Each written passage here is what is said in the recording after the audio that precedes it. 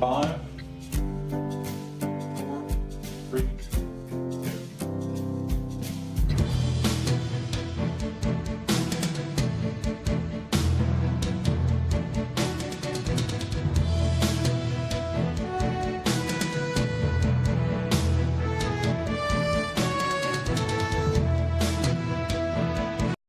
Good morning and welcome to Resolutions for Recovery.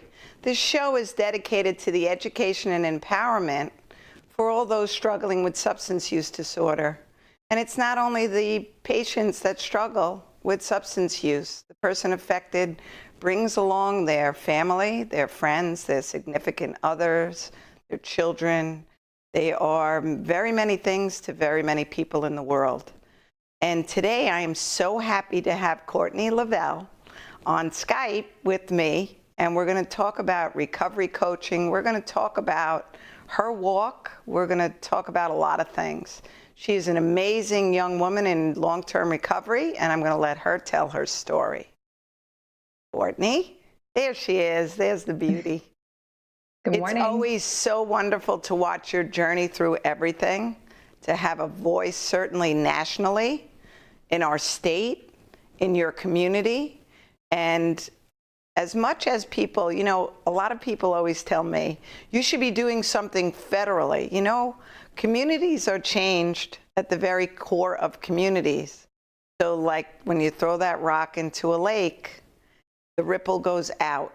We can't go big in. Change is made at very small levels, right? Yeah. Have you noticed and that? Lasting change. Yes. That's actually exactly my experience, which is why last year I came back to my home community and founded our Wellness Collective. It's because I had been working nationally and federally, and the change is so slow and so quickly mold over at that level. But when you're home in your roots with your community, it can really be lasting change. Because you affect so many other people who can affect so many other people. And we just go out from there. You know, it's a beautiful thing. And you know, when you work on a big level and you get kind of pushed around, right? And you see those things get mulled over, it becomes self-defeating, and it becomes very difficult to live with nothing happening. Right. But when you help one person who you know will help one person, certainly feels better personally, and you can see how you help someone. Right. So that's why we do all of this, right? Well, when you're working from the top down, you're working really with just ideals. When you're actually boots on the ground in the community, you're working with people and life and people you know and people who need the support, and you can feel that in a way that you can't feel policies and procedures and laws and bureaucracy. And there's a word that I'll use, but I won't use it, because when you start to, and then you hear, well, we'll make a subcommittee and let's table this and we'll have a meeting in 3 months and we'll do this. Well, in 3 months, a lot of people will die. Yeah. And a lot of people will be hurt and run over in the interim. And there's no time for these meetings. Well, so much of that is just checking boxes. Yes. And I'm done checking boxes. Yes, I feel the same exact way. You know, in our schools, certainly, let's have an assembly. Check. That's not helping and empowering kids.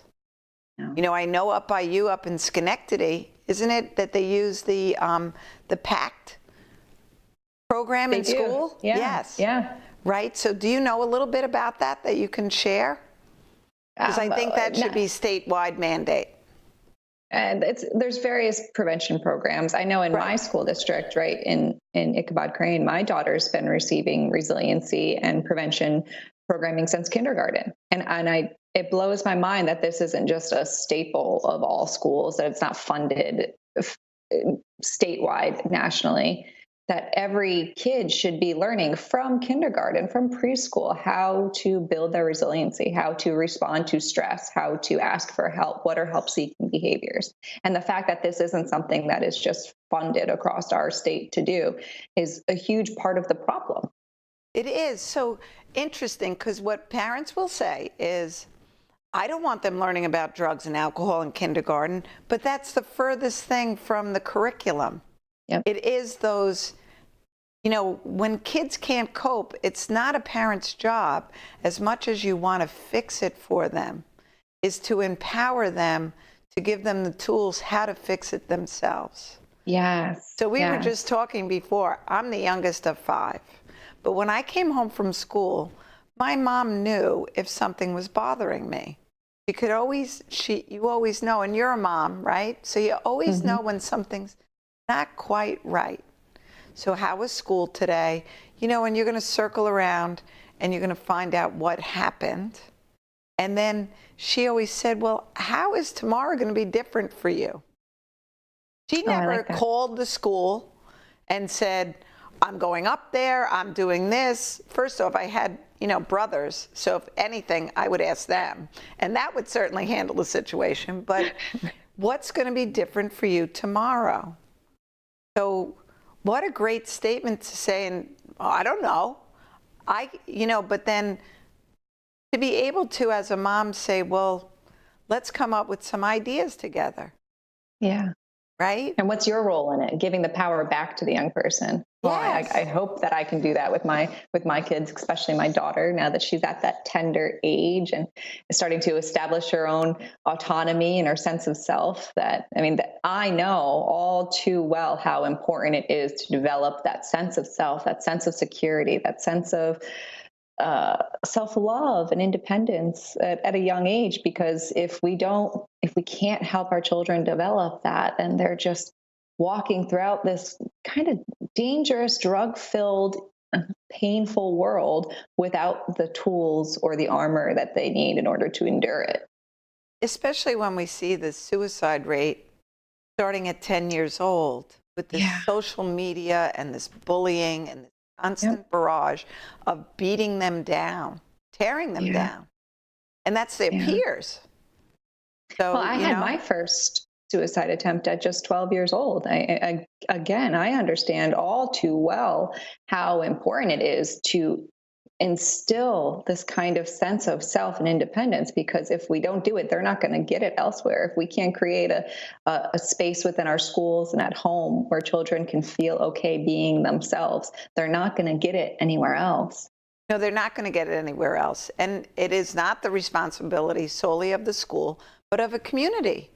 It is the whole community that is responsible, really. When I was little, if I was where I wasn't supposed to be, before I rode my bike home, my mother already knew I was where I wasn't supposed to be, right? So everyone, but my mother also responded with, don't tell me about, not my child, not my daughter. No. There was no 3 sides to the story, right? Which probably wasn't a bad thing. No. Right. Well, and communities, like you just pointed out, we're so much more involved in the rearing of children. And today, we're also segregated and isolated in our own little worlds with technology and phones and social media that sometimes we're not interacting as a family unit, let alone with our friends or our peers or with our neighbors. Or neighbors, even. Right.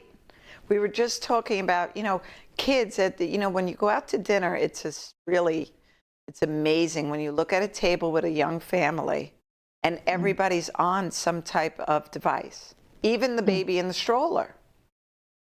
Put that down and look at one another and talk. We've lost the art of that. And that's what really creates in a young person, right? That feeling of I'm safe. I'm safe with my family. Here I am and I'm safe. So, you are a young woman in long-term recovery.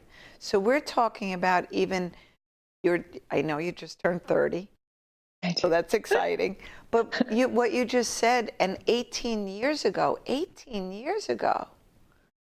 wow, that's crazy that you had to experience that. So according to all the data, right? Oh, we weren't in an epidemic in 2001.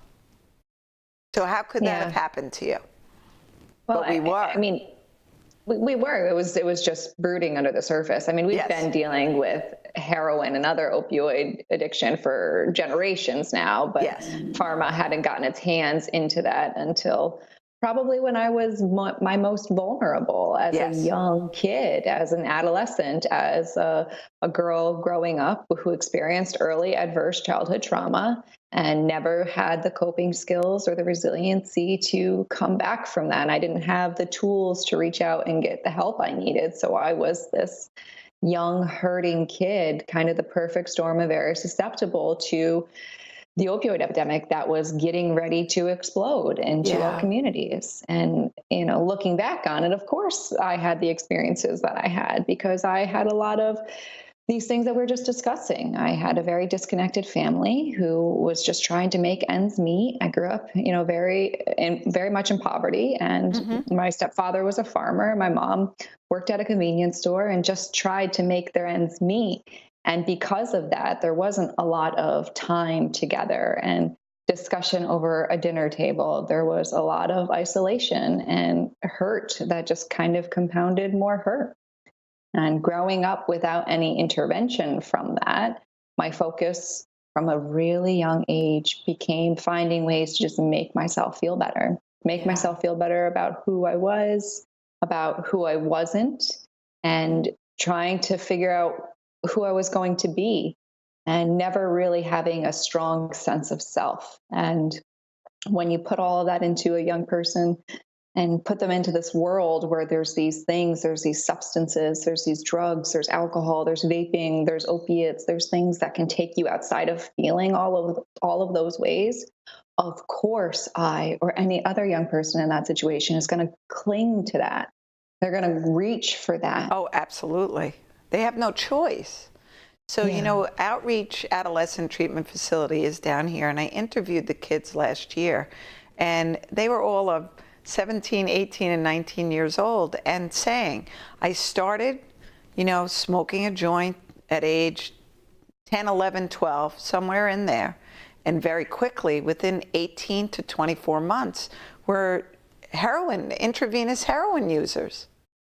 So by the ripe old age of 13, 14, this is what happens. And that's what makes me so crazy, is that parents need to understand that the introduction of anything on a very young brain, right? That's a baby. A 10-year-old is a baby still.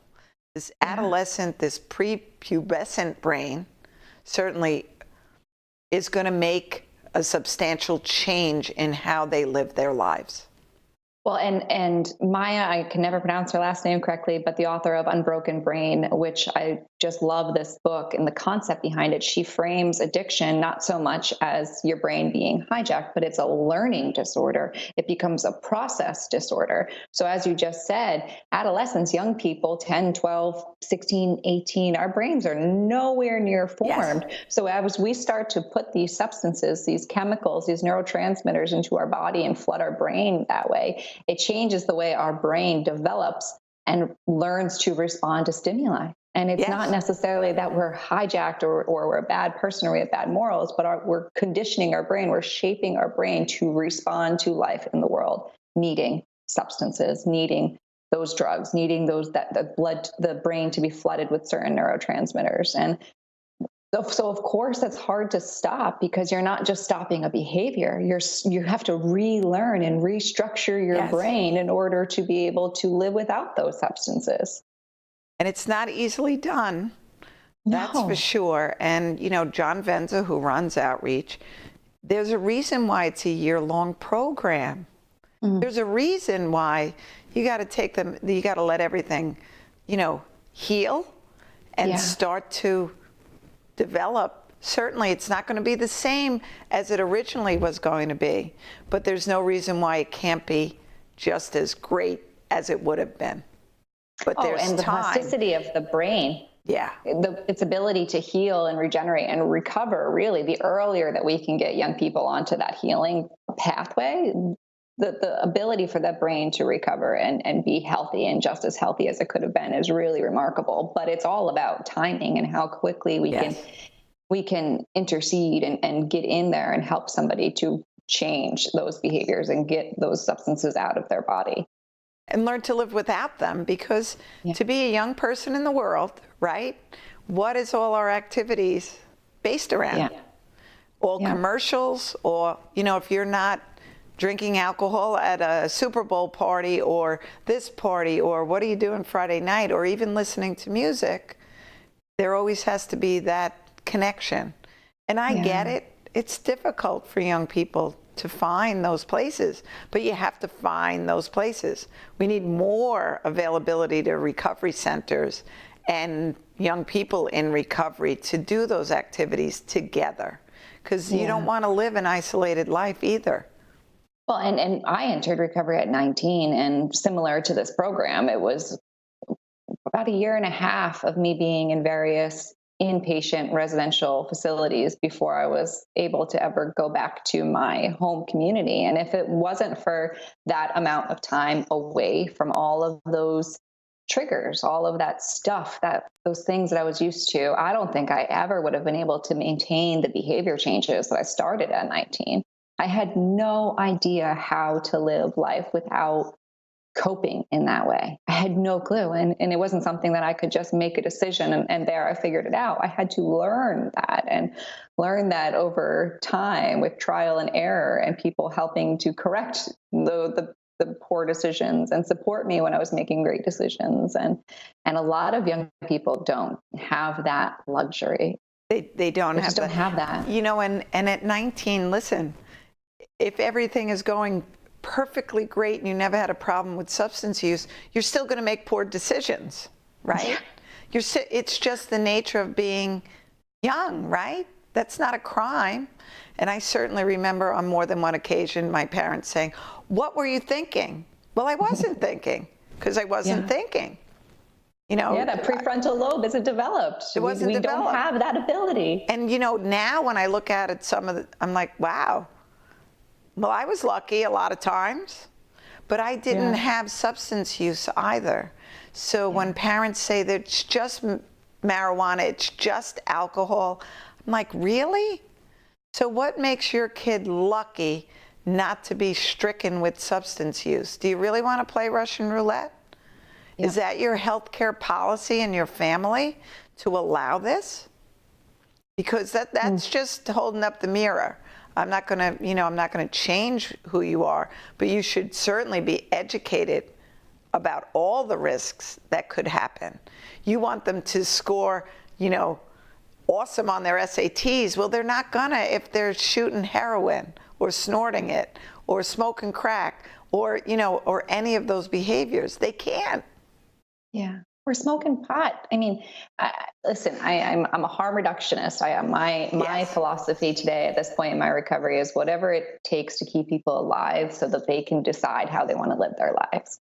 But I also think that parents, for the most part, are just really uneducated in general about first use and onset, whether it's alcohol, which is the true gateway drug, or marijuana, or vaping, or nicotine, whatever it is. We have to include cigarettes in there, because that is a big... Vaping is a huge issue now for young people. And it changes our brain development, and it makes us so much more susceptible because we're triggering that limbic system. It doesn't matter if it's with THC or if it's with heroin. It's still triggering the same addiction parts of our brain, and our brain is releasing all this dopamine, which makes us remember this use so much more. And at a young age, the earlier we start that cycle, the more accustomed our brain gets to that limbic system being overactive. And if we can just delay that onset, if we can get our young people into their 20s before they experiment, then we're going to make it so much less likely that they're going to develop any kind of substance use disorder. And I don't think parents understand that. Kim Laube, who does prevention in New York State, probably the best, and her and I do a lot of work together. And, if the closer you can certainly get them to 25 is ideal. But the reality of doing that is probably not always realistic, but certainly 18 or 21. It's not a rite of passage, and we shouldn't be thinking that it's a rite of passage, because kids are extremists today too. It's not share a beer, right? It's, soak tampons and do eye cups and drink to binge drinking. Everything is to the furthest most level that they can get there. And just imagine if we shifted that conversation slightly with, it's not just telling our kids don't do drugs or drugs are bad or they can kill you, or even like you have a family history of addiction, so you're more susceptible to it. So it's having actual conversations about the fact that, listen, it's your own life, you're your own person. And at some point you might find yourself in a scenario where you want to experiment, you want to try these substances. But if you can prolong that, if you could just push that off as long as possible, you're going to be less likely to develop a substance use disorder. Having real conversations with real information about why, just not saying don't do it ever, but if and when you get to the point of you want to do it, understand the real consequences of this decision. It's not just you're going to get in trouble and a slap on the wrist. It's going to change the way your brain is working, and you may not be able to undo that. But if you just wait. Absolutely. And if you decide to do something, please come to us, because we're here for you and with you. We're not against you. And working with high school students now that have chosen to be drug and alcohol free, when you talk prevention with them, they're tough. They're like, well, what do you I said, I think that you are your peers' own best friends. So it's so great when you can be in a school district and they know that you're drug and alcohol free and they have a place to go, that they're not going to be judged and criticized by their peers, and you can lead them in a direction that perhaps we can get you help. Yeah. It's crazy, but that's we should be championing those kids at schools. Yes, we should be celebrating them. Yeah, and that's not saying that the kids who are using alcohol and drugs are bad, but just like you said, identifying that there are kids, there is a population within these schools that if you're trying to make that decision, or you're trying to make that change, or even entertaining the idea of not wanting to party or use drugs and alcohol anymore, that there are other kids doing it. And if we can make that more of the social norm, that maybe that message will be louder than what kids are being bombarded with media and television and Instagram and Snapchat and all the garbage that is just being pumped into their screens constantly. And unfortunately, too many kids are the children of parents struggling. And how do they show up at school? And nobody reaching out to them, because they certainly are shameful and stigmatized about not being able to bring friends home because of what's going on in the home. And how do we reach them, and where's their safe place? Because they certainly are not getting it from home, right? So their chances of being successful go down dramatically. And unfortunately, so many things today, because schools, teachers, administrators, when they do call home, they are met with, don't tell me what my child is doing. Give them their vape stuff back. I gave them permission to have that. You won't see it in school anymore.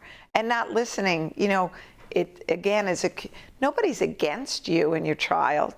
We have to be receptive to point out what is going on, because kids are in school, right? At least 6 hours a day. So that's a huge chunk of time for people to, get to know one child in September. And if in January we see a change, I would want to know that change. Yeah. I would want to know what's going on, because something is going on. That's going to take a lot of training for teachers, educators, because I can speak for me, going back now quite some time. There was many red flags. I was an honor student and 3-sport varsity athlete one year and dropped out of high school the next year. Like, my addiction just took off so rapidly. There were so many signs that within that year that there could have been a wide variety of interventions put into place that just never happened. And I think part of that, similar to our doctors, comes from a place of fear with teachers and educators and our guidance counselors of, okay, even if I do see these changes and these behaviors, what resources do I actually have to offer to this young person? How do I have that conversation without just angering them or making them feel like I'm also attacking them? Which locally, we've had a great response from so many of our school districts with their guidance counselors coming in and being trained as recovery coaches, so that they can understand the power of meeting that person where they're at, the motivational interviewing, that understanding that ally language of how to align with somebody. And it's been a beautiful thing to see some of those changes happening in the high schools and the middle schools. Now the guidance counselors understand recovery coaching. And I would love to see even a semblance of that kind of training provided to teachers on a broader scale, so that when they do see these behaviors, they don't have to shy away from it out of fear of how to Coaches respond. also, They'll be empowered. I would say right off the bat. Yes. Oh, definitely. Coaches, because on Long Island, they did a survey a couple of years ago. And this was say I forget the number of students, but we'll say 500. Whether they were involved in sports or not, they all picked that they would go to a coach to have that conversation with, which was fascinating. You know, and my youngest son, when he found his brother, he was a county champion wrestler. The first call he made was his coach, who never left his side through the whole ordeal, because he knew how to motivate my son, and he knew how to listen to my son, and he knew my son.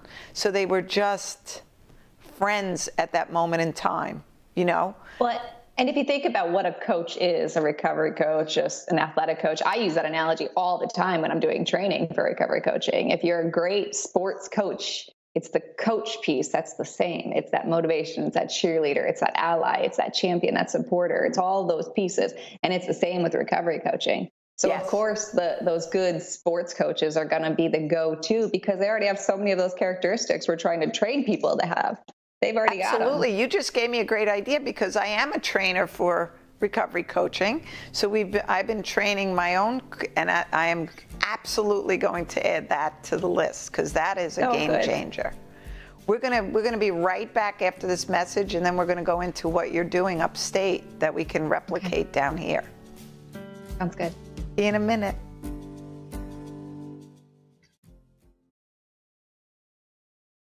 Can you still hear me, Courtney? 1, 2, 3. Long before my dream of playing professional football became real, addiction impacted my family and nearly destroyed it. As a New Yorker, I can tell you that all our communities are being hurt by addiction.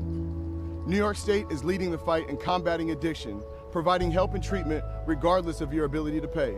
For more information, visit combataddiction.ny.gov.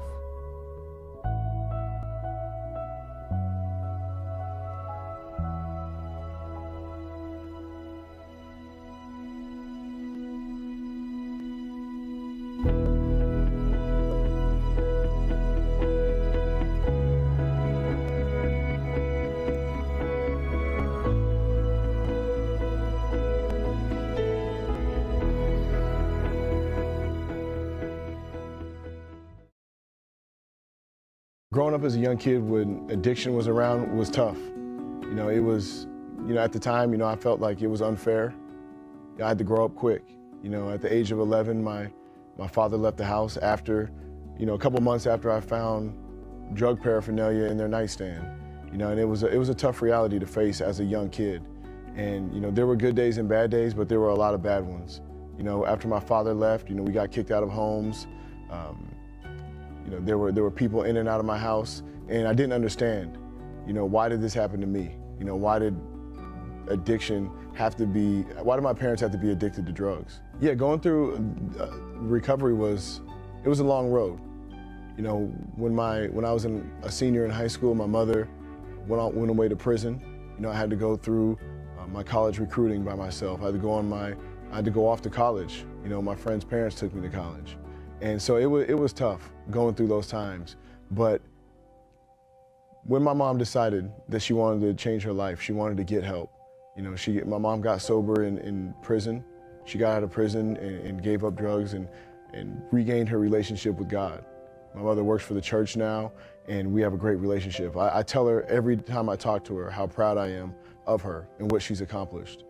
She's a tough woman. She's been through a lot, but the things that she's done after prison have been amazing.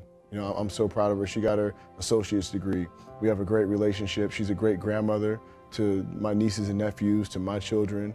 She's always there for me when I need to talk to her, and we have a great relationship. For a while, it looked like You know, when you're in it, when you were in the addiction part of it, I never thought my mom would be the same. But there is a light at the end of the tunnel. You can change your life, you can get help, and you can have a better life and regain those relationships and have a positive effect on those people around you. You know, I look at, you know, when I go through tough times in my life, I ask myself, what would my mom do? Because my mom has been through, you know, I always say my mom has been to hell and back, and she's doing great, and I'm thankful for it, and I'm proud of her. My father as well. You know, I didn't have the best relationship with my father. When he left the house when I was 11, he left us with no car. I didn't speak to him for 3 years, and that was probably the toughest time of my life.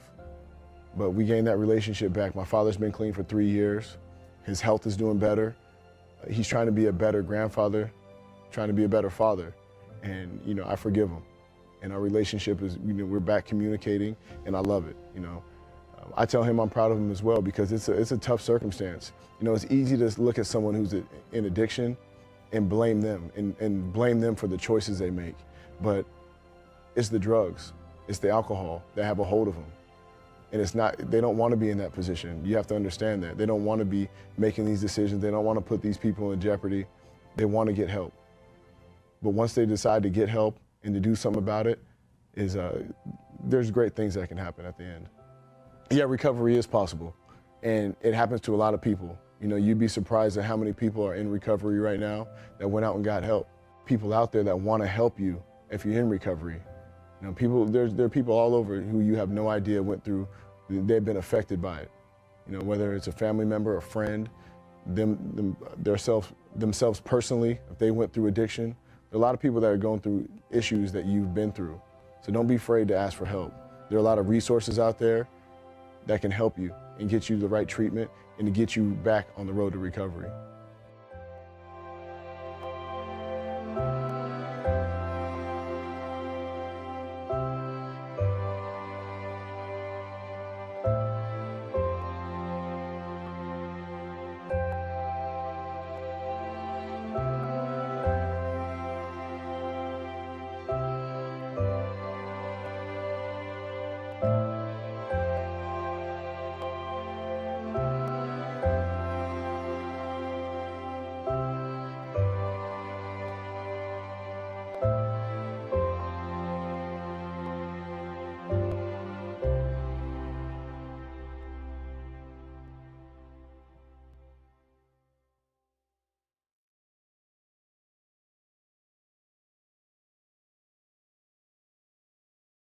Recovery. I am here with this beautiful young woman, Courtney Lavelle, and we just saw the commercial, Courtney, of Combat Addiction, but you and I were the first participants in Combat Heroin, right, 5 years ago in 2014. Yeah. And that was really very humbling and honored to be part of that, to start the voice, and certainly New York State OASIS, Office of Alcohol and Substance Abuse, has just done really, they've pulled out the stops. They really have. Yeah. And it's so great to have a partner instead of feeling like you're adversarial with government. Oh, it's so true. Those campaigns, just being a part of those campaigns, made such a difference in my recovery and my professional career early on, because it was so empowering. Right? We've been talking this whole time about resiliency and helping young people establish a sense of self, and then to be heard on such a level, just talking about how great recovery is was so monumental for me personally. And to see what this campaign has continued to grow and evolve into over the years is just affirmation that that wasn't a one-time deal. Our state really, really cares about recovery and help and making that message accessible to people who need to hear it. They need to hear it. So it's very, you know, for me, when we talk about legalizing marijuana, then we do such a great job on, you know, we've really made some great, you know, forward thinking in recovery, in treatment, and, you know, we still need more prevention. We always need more prevention dollars. But then to really kind of talk out of both sides of our mouth, and we know that ultimately it's going to be the dollar that drives that that story. Not that it's good for us, but it's the dollar.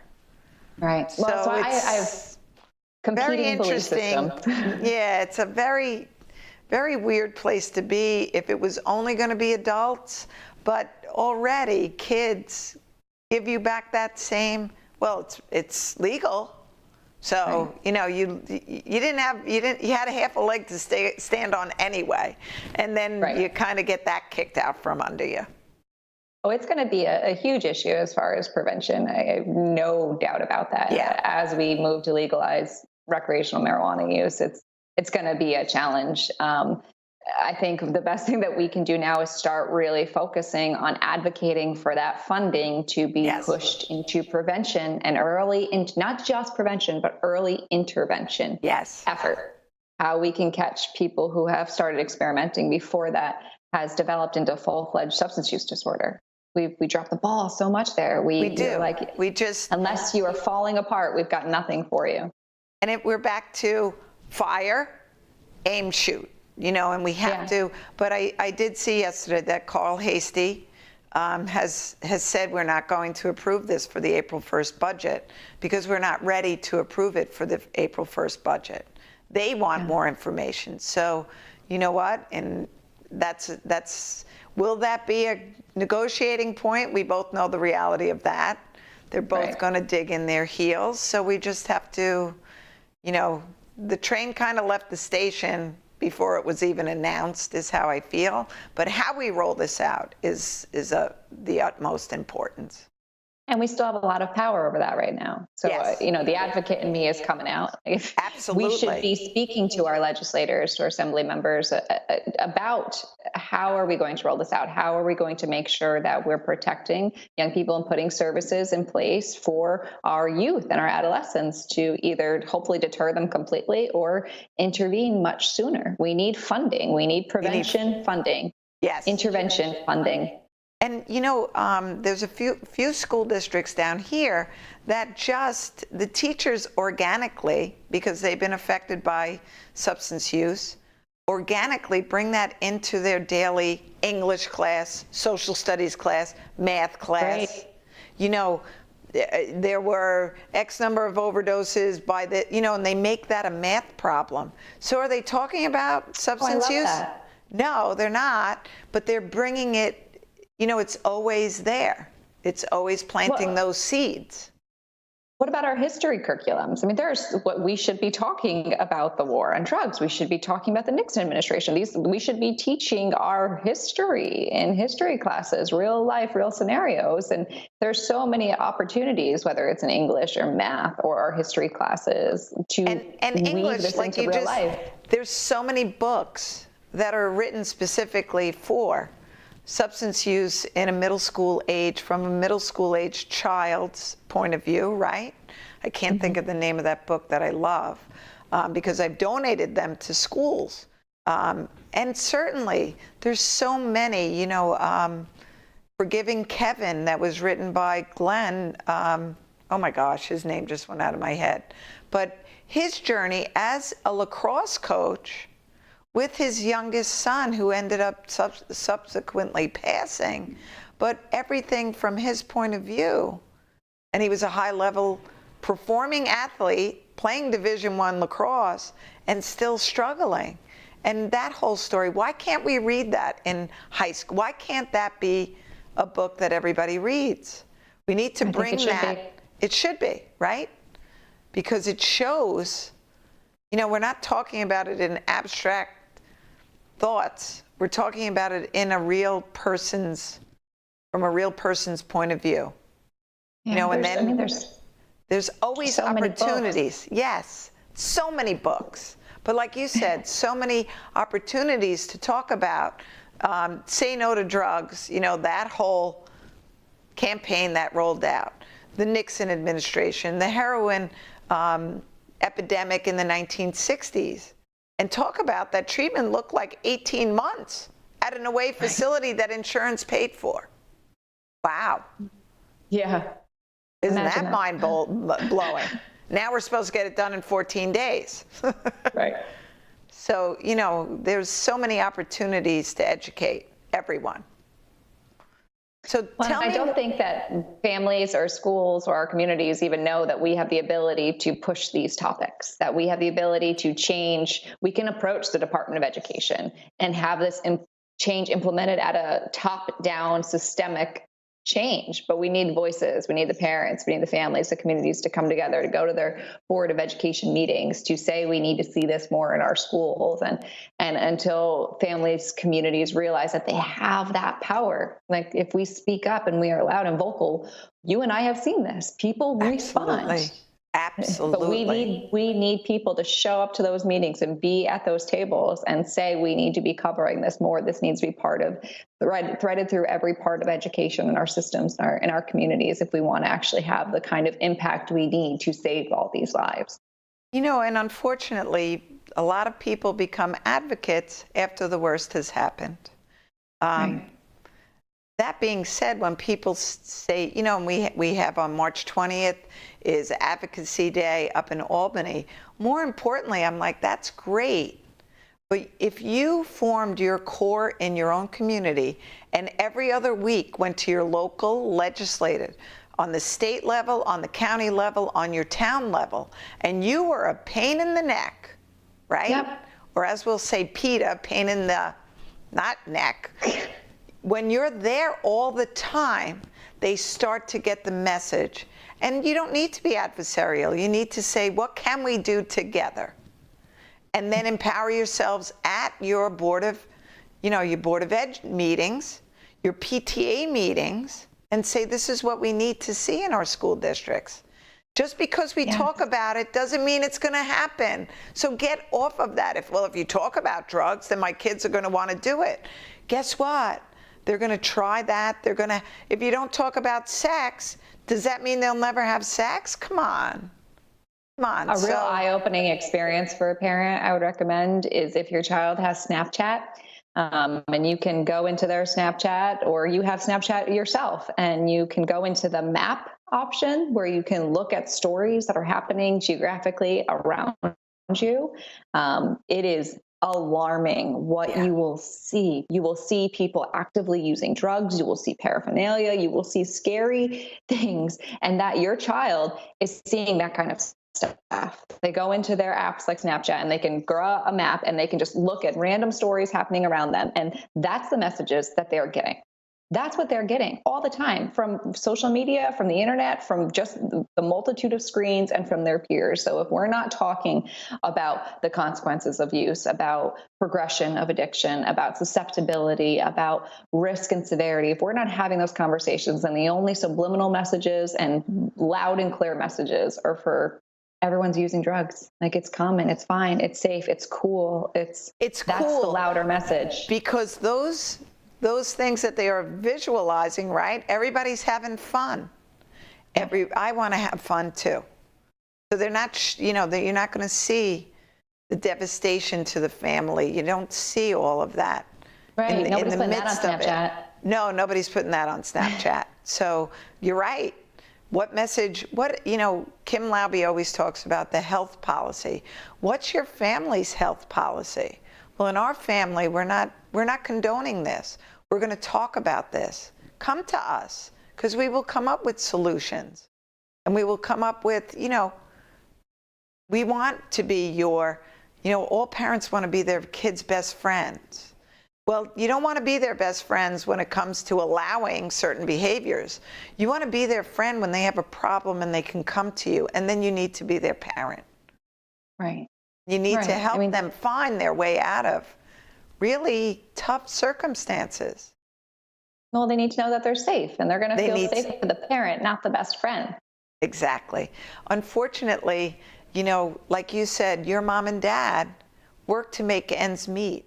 Too many families work to make ends meet or are so involved in their own stuff that when they come home, because a lot of kids that I have spoken with and worked with, they say, I'd love to talk to my parents, but they're always on their phone.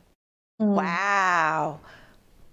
That was eye-opening to me. And this is 12-year-olds to 16-year-olds. So you are sending them a message. And as parents, we think with an adult brain, But when your 10-year-old, 12-year-old, 14-year-old comes to you with a problem, it is a real live problem to them, and we can't say, that's nothing. Don't worry about that. That's, oh, please. You think that's a problem? You want to know what I had to deal with today? And I get it. We're all guilty of that. Parent, right. My phone is pretty much within my vicinity all the time. I'm an entrepreneur. A lot of my work is done remotely. I am in that age group, and as a parent of an 8-year-old and a 3-year-old, I have to be so conscious and create my own rules for when it's okay and when it's not okay. And that takes effort that I don't know that a lot of parents are doing, or even talking about the need to do this, to set those boundaries. Like, there is family time, and then there's work time, and there's self-care time, and there's self-love time, and then there's business time. But and unfortunately, I see it all the time. You know, I'm an entrepreneur too, but I have learned over the years, you know, when you used to leave work, your email stopped. Yep. But now we're attached to that all the time.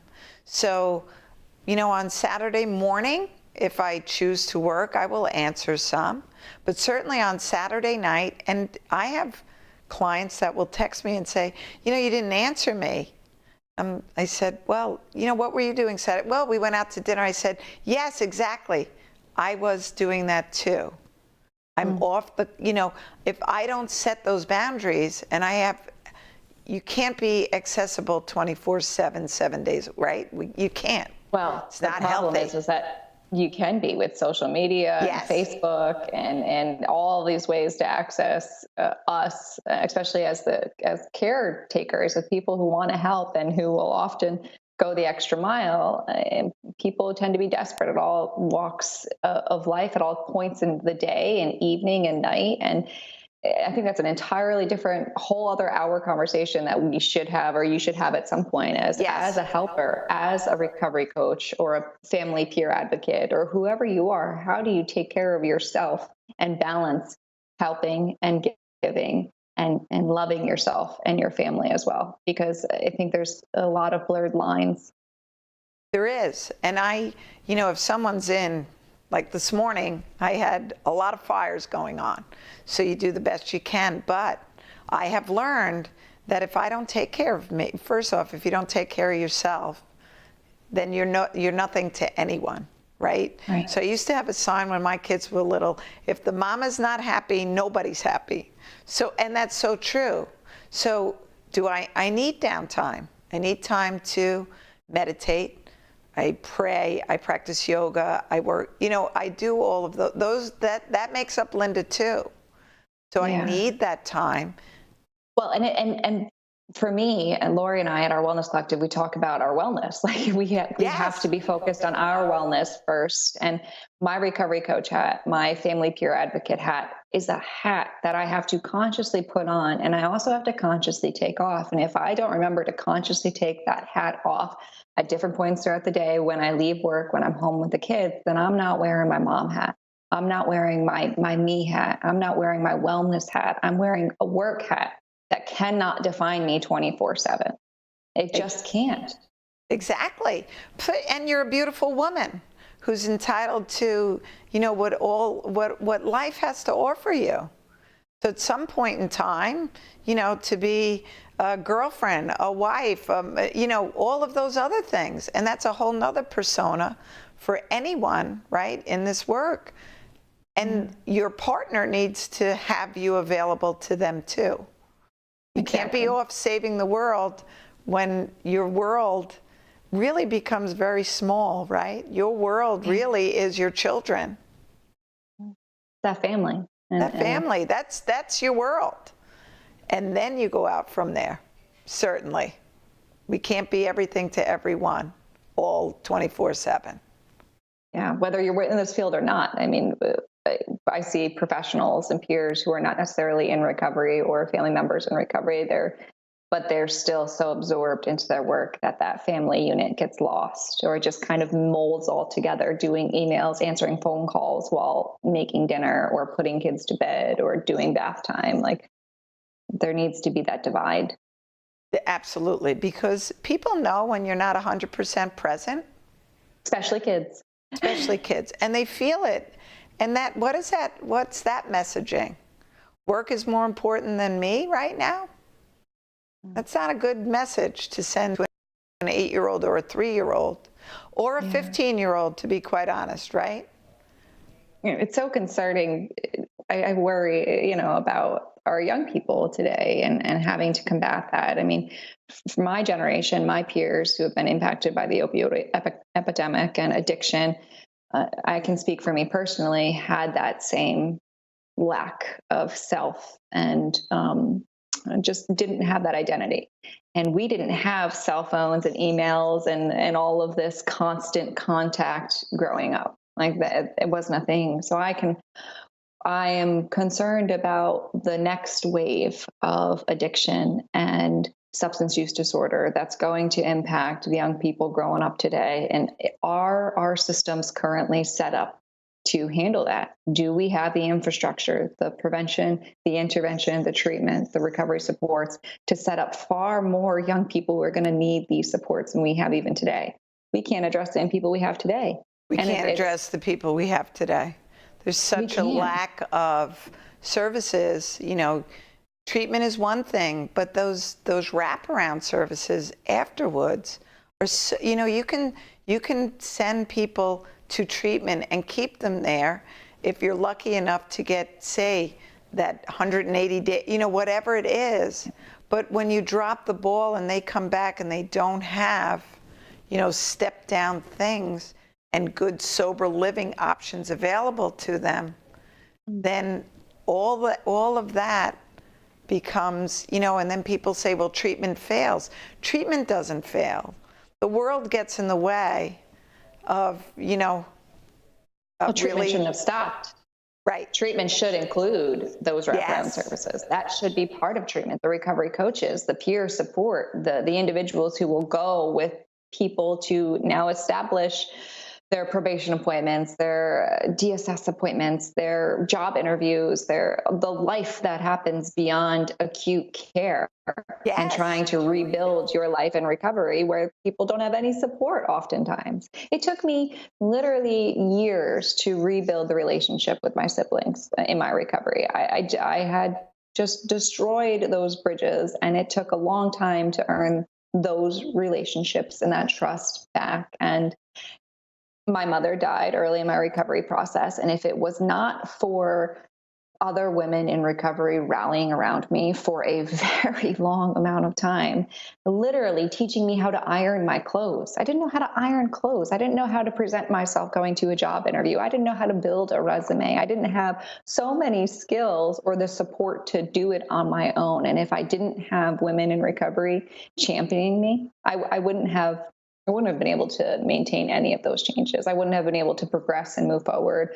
I would have given into the fear and the insecurity and the loneliness that comes with addiction and early recovery and not having support.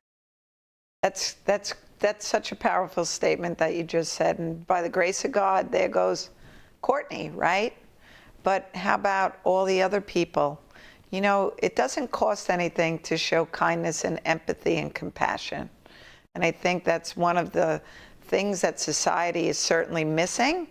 We're all so into our own, just be right, be in this tunnel of ourselves that we lose that. But that being said too, when they always say 40 is the new 20, 60 is the new 40, we have a group of parents that want to be having fun right now. That's what they want to be doing. I see so many people, when you're married, right? And you need a girl's weekend, you need a man's weekend, right? But you also need a family weekend. And I'm not seeing so much of that. There's so much I'm entitled to. So we talk about young people being entitled. Their parents are feeling entitled to do what they want to do too. And for me, when you have a child, I have a thing at home. The decision to have a child means your heart walks outside your body. right? And you That's know so that true. feeling. That's so true. So our job, yeah, you know, you had a baby, you have a child, that should be your world for a long period of time. But with that comes the self-care and the self-help and all of Yeah. those things. But there's a way to do it. It's not There all for is. one. It's not all for And me. what I've learned recently is, I have some staples in my personal wellness: so physical activity, exercise, fitness of some sort, and meditation. And what I've been able to do, thankfully, especially with my oldest, is incorporate them. And my oldest daughter, she is as high energy as she can be at times. She can meditate for like a half an hour at a time. She has the best ability to sit down and be That's patient and go through it sure is, to go through a guided meditation for a half an hour with me in a dark room, or the fact that she'll come to CrossFit with me and work out and do home exercises. If we can build up some of those hobbies, those stress reliever activities that you can do as a family, then it's Yes. not like, for me, it's not something, oh, I'm going to do activities with my family. I'm just building up my wellness and my resilience, and it includes my family. You know, because oftentimes you say to parents, how do you come home from work? If every day you come home and have a glass of wine or some kind of a cocktail because you had a bad day, what are you saying to your kids, right? Right. It's by example. You don't have to say anything. They're learning Exactly. a learned behavior. But if you come home and say, I had a very stressful day, let's go for a bike ride, let's go for a walk, near the lake, let's go to CrossFit, let's go and just make a fort, watch a movie, and eat ice cream for dinner. What a thing you're saying. I just need to be around you guys because you make me feel better. That's a powerful statement. That's language that I use often. Like when we get home, it's all right, it's time to unwind. What are we going to do to unwind? And it's playing. It's generally we have about a half an hour, 45 minutes before dinner of playtime, whatever that might be, or it's meditation, or it's working out, or it's how we unwind, hopefully, is something other than drugs and alcohol.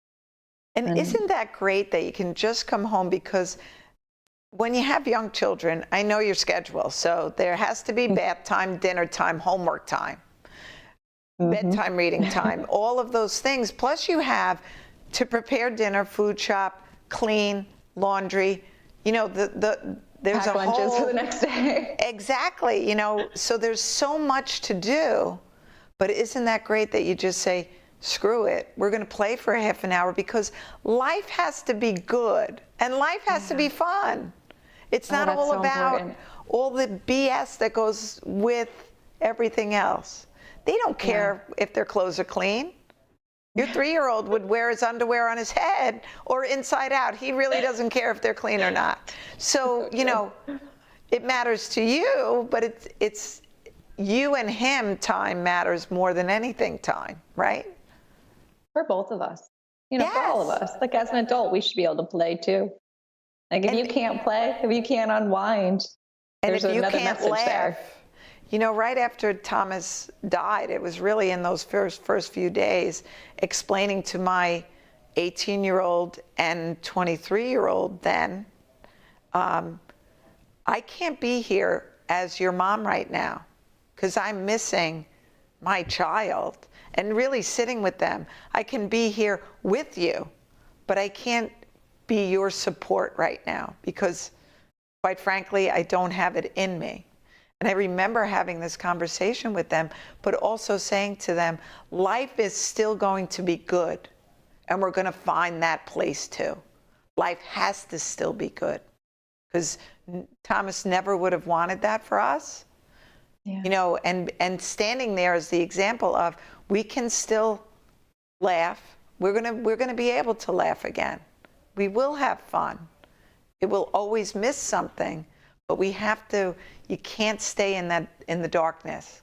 You have to stand in the light. And knowing that, but being, I don't know where that came from. That's just was my higher power at that point in time saying, I'm with you, but I can't be your rock right now. I know you're used to that, but I don't have it. That's okay to say to our families. Oh, it's so important to say that. Well, it's so important to show our families, our kids, no matter how young or old they are, that it's okay to hurt. Like we have to demonstrate that. I will cry in front of my kids, not often. I don't want them to be concerned, but they have to understand that that is a normal part of life. Things hurt. It's one of the Four Noble Truths. We are going to suffer and experience pain, and that is not something that we should actively avoid. We can't go through life trying to avoid that suffering. We have to go through life learning that we can endure it and still live life with a childlike abandon. Like we still can experience joy beyond that hurt. If we raise children and our families to be so fearful of suffering, then we're not equipping them with the knowledge that there's so much beyond that suffering, and we're striving for the stuff that comes after the suffering. What a great statement, because that's what our kids, we swoop in to fix everything all the time and not give them that resiliency and those coping skills to do that. It's not if you're going to get knocked down. You're going to get knocked down. It's how you get back up, always. Yeah. And we have to just be willing. It's okay to sit on the ground every once in a while, knowing that you're supported, knowing that you're safe. It's okay. Because my dad used to say, tomorrow's going to come whether you want it to or not.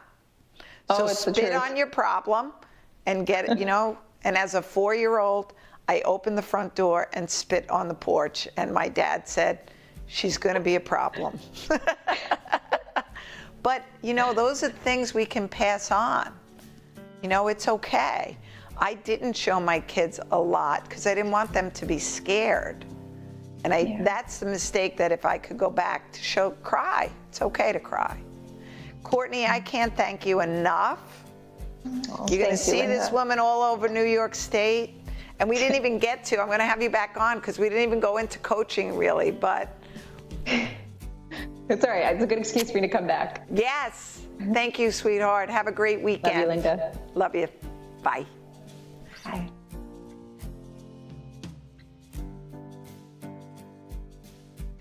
Okay.